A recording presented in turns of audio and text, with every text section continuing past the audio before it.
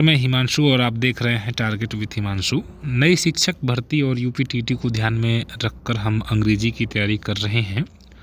Noun, pronoun, verb और adjective पर हमने डिस्कशन किया है और इस वीडियो में हम एडवर्ब पर चर्चा करेंगे। एडजेक्टिव के बारे में आपको यह जानकारी दी गई थी कि नाउन या प्रोनाउन के बारे में कुछ बताने वाला शब्द, उनकी विशेषताओं को अंकित करने वाला शब्द एडजेक्टिव कहलाता है, जबकि एडवर्ब वही कार्य करता है, विशेषता बताने का ही कार्य करता है, लेकिन वो नाउन प्रोनाउन नहीं बल्कि वर्ब, एडवर्ब या फिर एडजेक्टिव। अगर हम इसी एडवर्ब पर थोड़ा सा गहराई से समझें एडवर्ब वर्ड को, तो ऐड करता है वर्ब में, जो वर्ब में कुछ ऐड कर दे वही एडवर्ब है। ठीक है, तो एडवर्ब बेसिकली क्या करता है, वर्ब भी आपने पढ़ रखा है, जैसे खाना, पीना, नाचना, हंसना, वीप, डांस, राइट, रीड, ये सभी वर्ब है। और वर्ब में कुछ ऐड कर दे, दैट इज़ एडवर्ब। तो ये सिर्फ वर्ब में ही नहीं ऐड करता है, इसकी खास बात ये है कि ये एडजेक्टिव में भी कुछ ऐड कर देता है, और कभी कभी स्वयं एडवर्ब में ही कुछ ऐड कर देता है। तो एडवर्ब बेसिकली 3 की विशेषता बताता है, तो खुद की, एक तो वर्ब की और एक एडजेक्टिव की। ठीक है, और यही बात आपको यहाँ पहले बताई गई है कि एक ऐसा वर्ड जो कुछ कहता है किसी वर्ब के बारे में, किसी एडजेक्टिव के बारे में, या फिर किसी दूसरे एडवर्ब के बारे में। अब एक एग्जाम्पल के थ्रू मैं आपको समझाने की कोशिश कर रहा हूँ। देखिए, धीरे धीरे हर एक चीज़ पर हम आएंगे, लेकिन पहले मैं बेसिक लेवल से आपको समझाने की कोशिश कर रहा हूँ, ताकि अगर आप इंग्लिश में जीरो हैं तो भी आपको कोई प्रॉब्लम ना हो। जैसे मैंने एक सेंटेंस यहाँ लिखा हुआ है कि ही रैन फास्ट। अब इसमें आप ही को पहचान जाएंगे, पर्सनल प्रोनाउन है। अगर आपने पहले के लेक्चर्स को देखा है तो बहुत अच्छा है, नहीं देखा है तो इस वीडियो के नीचे लिंक है सभी का, आप उसको क्रम से देख लीजिए। 5 मिनट 10 मिनट की वीडियोज़ हैं, सारा कॉन्सेप्ट आपका क्लियर हो जाएगा। तो वह रैन दौड़ा, फास्ट, तेज दौड़ा। अब देखिए, वह दौड़ा, तो दौड़ते तो आप भी हैं, दौड़ेंगे कभी तो कभी धीमे दौड़ेंगे, कभी तेज। तो ये फास्ट वर्ड दौड़ने के बारे में ही तो कुछ बता रहा है ना, वह के बारे में नहीं बता रहा है। वह दौड़ा, तो दौड़ा कैसे दौड़ा, तेज दौड़ा। तो ये जो फास्ट वर्ड है, जो तेज बता रहा है, वो किसके बारे में बता रहा है? आप सर ये तो वर्ब के बारे में बता रहा है, और चूंकि ये वर्ब के बारे में बता रहा है इसलिए एक एडवर्ब है। समझ में आई बात? तो अगर आपसे पूछा जाए कि जो पहला सेंटेंस लिखा हुआ है इसमें एडवर्ब कहाँ है, तो आप कहेंगे भाई देखो, ये फास्ट वर्ड एडवर्ब है, क्योंकि ये वर्ब में कुछ ऐड कर दे रहा है, रैन में कुछ एक नया मतलब संशोधन टाइप का कर दे रहा है कि दौड़ रहा है तो कैसे तेज, वहाँ धीमे भी हो सकता था। ठीक है, अब हम दूसरे एग्जाम्पल पर आते हैं, या तीसरे एग्जाम्पल को पहले समझ लीजिए। I am very happy. जैसे मैं, आई मतलब मैं, एम मतलब हूँ, हैप्पी मैं खुश हूँ, मैं अपने बारे में बता रहा हूँ, प्रोनाउन के बारे में बता रहा है। तो आप कहेंगे अरे सर ये प्रोनाउन के बारे में बता रहे थे तो एडजेक्टिव हुआ, क्योंकि इसके पहले के लेक्चर्स में आपको एडजेक्टिव जो पढ़ाया गया था तो ये बताया गया था कि भाई एक एडजेक्टिव नाउन या प्रोनाउन के बारे में कुछ बताता है। तो मेरे बारे में बताया जा रहा है कि मैं कैसा हूँ, खुश हूँ। तो ये हैप्पी तो एक एडजेक्टिव हुआ, जो हैप्पी है वह एक एडजेक्टिव है। लेकिन देखिए, ये हैप्पी के ठीक पहले एक वर्ड लगा है वेरी। वेरी का मतलब होता है बहुत, तो मैं बहुत खुश हूँ। अब ये वेरी किसके लिए लगा है? आप कहेंगे सर बहुत, क्या बहुत, बताइए, आप दिमाग में सोचिए क्या बहुत, तो आप कहेंगे बहुत खुश। तो बहुत शब्द किसके लिए आ रहा है? खुश के लिए आ रहा है, और खुश क्या है? एक एडजेक्टिव है। तो एक एडजेक्टिव के बारे में बता रहा है, एडजेक्टिव की मात्रा को बता रहा है कि बहुत ज़्यादा खुश है, तो इसलिए यह एक एडवर्ब हुआ, क्योंकि एडवर्ब एडजेक्टिव के बारे में भी कुछ बताता है। ठीक है, उसके बारे में कुछ बतलाने वाला शब्द है तो वो भी एक एडवर्ब भी होता है। तो आई एम वेरी हैप्पी, यहाँ हैप्पी एक एडजेक्टिव के बारे में बताया जा रहा है कि बहुत खुश हूँ, तो इसलिए यह वेरी वर्ड भी एक एडवर्ब है।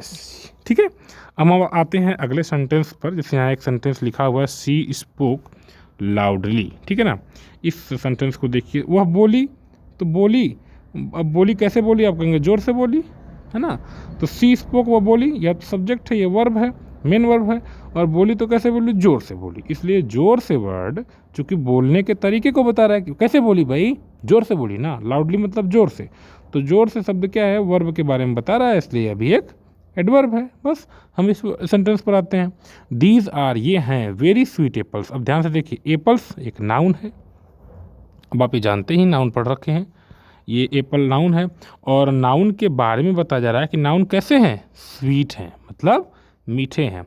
एप्पल नाउन है और नाउन के बारे में बताया जा रहा है कि ये क्या है, मीठे हैं। तो स्वीट वर्ड क्या हुआ, एडजेक्टिव हुआ, क्योंकि एडजेक्टिव नाउन या प्रोनाउन के बारे में कुछ बताता है। एप्पल नाउन है और नाउन के बारे में बता दिया गया स्वीट।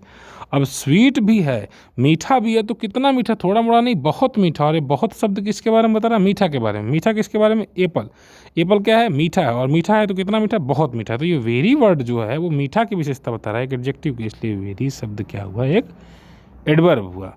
आई थिंक ये दिमाग में आपके मतलब घुस गया होगा कि ये क्या है एडवर्ब, इतना के बाद। तो बेसिकली ये डिफरेंस भी होता है एक एडजेक्टिव और एडवर्ब में कि एडवर्ब सभी की विशेषता बताता है, सभी मतलब बस वर्ब, एडजेक्टिव और एडवर्ब, तीन की ही समझिएगा, ठीक है, क्लियर कर लीजिएगा। एडजेक्टिव नाउन और प्रोनाउन की विशेषता बताता है, और नाउन प्रोनाउन को छोड़कर अन्य सभी की मतलब वर्ब की, एडवर्ब की और एडजेक्टिव की विशेषता स्वयं एडवर्ब बताता है। और हम सिंपल एडवर्ब पर आ रहे हैं जो आपके लिए जानना जरूरी है। वो है पहला एडवर्ब ऑफ टाइम। टाइम का मतलब होता है समय। एक ऐसा एडवर्ब है जो समय की बात करता है, सिंपल सी बात है, जो समय की बात करे। जैसे आई विल गो, मैं जाऊंगा, कब जाऊंगा, तो टुमारो, कल जाऊंगा, ये जाने के समय को बता रहा है।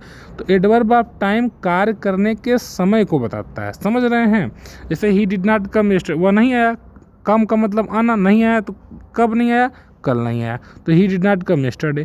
तो एडवर्ब ऑफ टाइम क्या करता है फ्रेंड्स, एडवर्ब ऑफ टाइम कार्य करने के समय को बताता है, ठीक है ना। बहुत मतलब ईजी है, आपके सामने 4 एग्जाम्पल रखा हुआ है और उसमें कौन सा एडवर्ब ऑफ टाइम है, कौन सा एडवर्ब ऑफ प्लेस है, आप बहुत आसानी से समझ लोगे और आंसर भी दे दोगे। बस थोड़ा सा एक बार आपको समझने की ज़रूरत है। तो एडवर्ब ऑफ टाइम कार्य करने के समय को बताता है। जब वर्ब के मतलब कार्य होने के समय की स्थिति स्पष्ट हो रही है, कोई आगे पीछे उसके वर्ड लगा हुआ है जो समय को बताया, जैसे बता रहा है, ठीक। जैसे अभी आपने कहा I will go there tomorrow, ठीक है, I would go there tomorrow या नेक्स्ट डे, ठीक है। तो ये ऐसे वर्ड आ रहे हैं जो कार्य करने के समय को बता रहे हैं, तो वो आपका एडवर्ब ऑफ टाइम कहलाते हैं, ठीक है ना।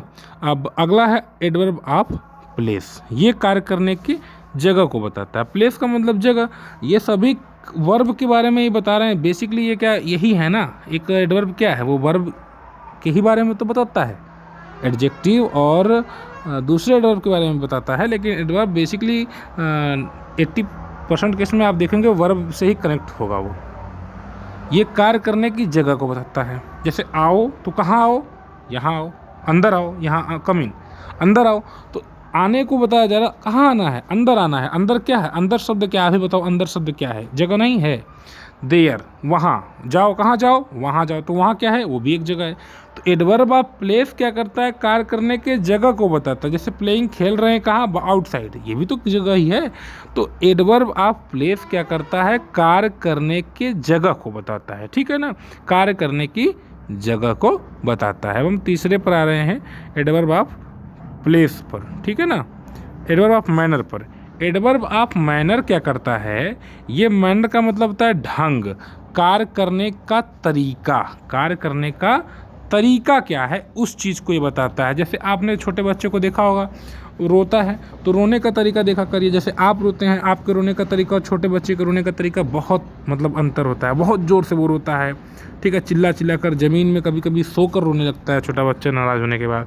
तो उसके कार्य करने का तरीका, वो कौन सा काम कर रहा है, रोने का। आप भी रोते हैं कभी कभार, किसी बात पर दुख होता है आपको, तो लेकिन आपका तरीका एक अलग तरीका था। आपके खाना खाने का भी तरीका अलग होता है, छोटे बच्चे का खाने का तरीका अलग होता है, और जानवरों के खाने का तरीका बिल्कुल अलग होता है। तो उनके कार्य करने के तरीके के आधार पर जो एडवर्ब मतलब बांटा जाता है, वो एडवर्ब ऑफ मैनर होता है। बेसिकली वो कार्य करने के तरीके को बताता है। जैसे वो बोला, तो कैसे बोला, जोर से बोला। कैसे बोला, जोर से, धीरे से बोला, जोर से बोला, धीरे से। तो यहाँ लाउडली वर्ड बोलने के तरीके को ही तो बता रहा है ना। बहुत द ब्रदर्स वेयर इंजर्ड, बेचारे घायल थे, लेकिन कैसे, मतलब बहुत बुरी तरह से। अब घायल होने का भी तरीका है। घायल होने में सिर्फ अंगुली कट सकती है, घायल होने में दोनों पैर कट सकते हैं, घायल होने में दोनों पैर हाथ भी कट सकता है। तो बहुत बुरी तरह से घायल थे। कार्य करने का मतलब जो घटित हुआ है घटना, उसका भी एक तरीका, ठीक है। अब वो गाया, कैसे गाया, अच्छे से गाया, वेल, बहुत अच्छा गाया, ठीक है। यहाँ वेल शब्द गाने के बारे में बता रहा है। गाना तो आप भी गाते हैं, कहते हैं मैं अच्छा नहीं गाता हूँ, मेरे गाना मतलब बुरा गाता हूँ मैं। तो कुछ लोग बहुत अच्छा गाते हैं, तो गाना का भी एक तरीका होता है।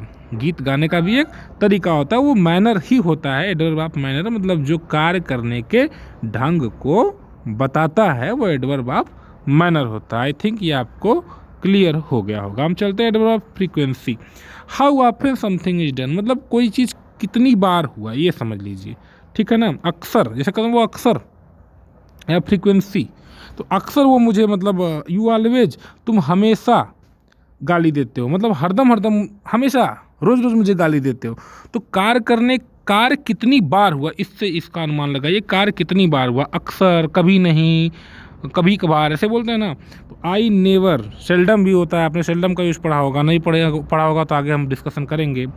समटाइम्स ही स्टेज, वह रुकता तो है लेकिन कभी कभी, कब, कभी कभी। तो एडवर्ब ऑफ फ्रीक्वेंसी मतलब अक्सर कितनी बार काम हुआ है, इस पर ये चर्चा करते हैं कि ये कितनी बार काम हुआ। तो यहाँ पर यू ऑलवेज, तुम हमेशा मुझे गाली देते हो, हमेशा, ठीक है। मैं कभी नहीं वहाँ पर गया, कभी नहीं।